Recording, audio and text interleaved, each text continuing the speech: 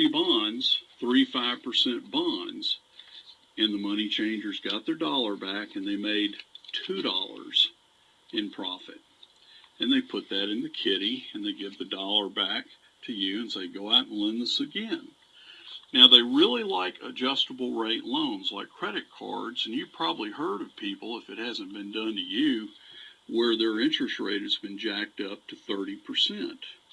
Well, a 30% note reconstituted as a 5% bond enables them to sell the money market funds 6 times that dollar. So they pay 1, 2, 3, 4, 5, 6 bucks for 6 $1, 5% sucker bonds. But it's only backed by a $1 loan. So that's how Wall Street was able to make a ton of money with everyone's money that was being deposited with money market funds. Now, some people would buy, bonds directly, and they were getting hooked into it too. And people from all over the world were falling for this ruse because they didn't want to get the low interest rates paid by the banks on CDs. So they were putting their money in money market funds and bond funds. And it was a shell game. The bottom line is that what happened with this financial crisis was not an accident, and it wasn't a matter of stupidity. It was actually a cleverly designed game, and it's a game played in real life.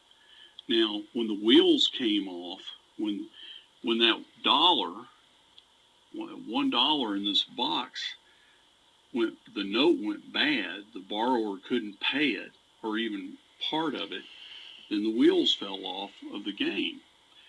But in the meantime, the money changers paid out big bonuses. They paid out huge salaries and big bonuses to the people that were playing the game with them. They also paid out about $5 billion to lobbyists to bribe the politicians to change the rules in order to play the game. And even judges got in on it. After all, it was judges on the Supreme Court who enabled them to start lending money without any usury limits so they could charge whatever interest rate they wanted to charge. That created a problem. The people that got hurt in this game are the money market funds, the pensions, the retirement funds, school districts, cities, states, and entire countries. Countries like Iceland and many Eastern European countries have absolutely been devastated by this game. The borrowers were just guinea pigs, people that borrowed money unknowingly that this was the game being played. Also, the bond traders, the money market funds, were guinea pigs too. So this is how they ripped off you, me, our parents and grandparents, and devastated our economy. Now, it's politicians and judges who changed the rules to allow usury, and they stripped the SEC of criminal authority, making Wall Street a crime-free zone. And they also changed the bankruptcy law to create virtual debtors' prisons for people like you and me. So far, the effect here in the United States and all over the world has resulted in millions of jobs being lost and millions of people losing their homes. This is the pain that all of us are feeling throughout the world.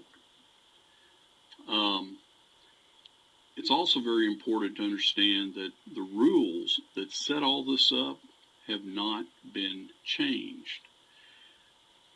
And, in the meantime, we've got, under Bush and Henry Paulson, who profited immensely from this game. Now Obama has Tim Geithner, and they're just giving the money, they're borrowing money and printing money and giving it to banks and not changing the rules.